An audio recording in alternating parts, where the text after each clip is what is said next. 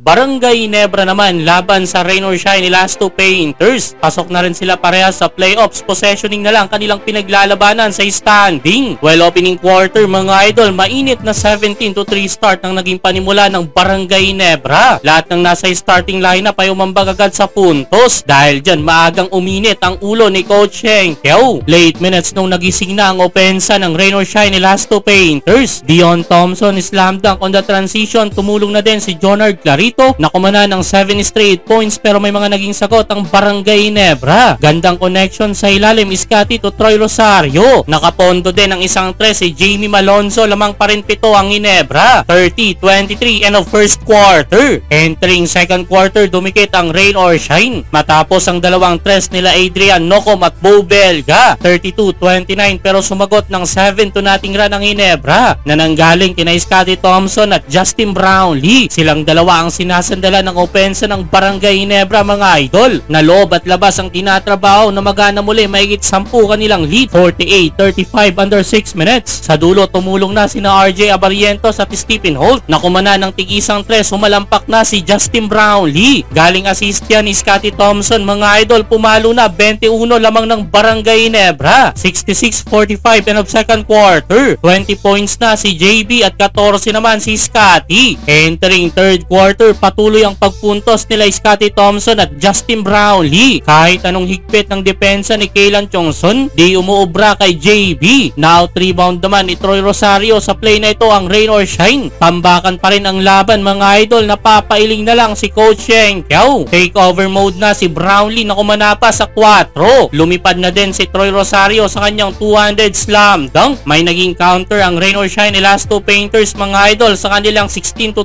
run na pinangunahan ni Anton Asisio na kumana ng 3 sunod-sunod na tres kaso sumagot din ang 4th nating run ng Ginebra papatapos ang quarter. 19-point lead pa rin para sa Gene Kings mga idol. 91-72 end of third quarter. Fourth quarter si Japet Aguilar naman ang sumalampak. Galing assist ni RJ Abarientos. Patuloy ang outside shooting ng Ginebra mga idol na magana 30 kanilang lead mula sa 3 sunod na tres nila RJ Abarientos, Justin Brownlee at Jamie Malonzo. 110-80 under 4 minutes, wala nang nagawa ang Rain or Shine. Sa huli, panalo ang Barangay Ginebra.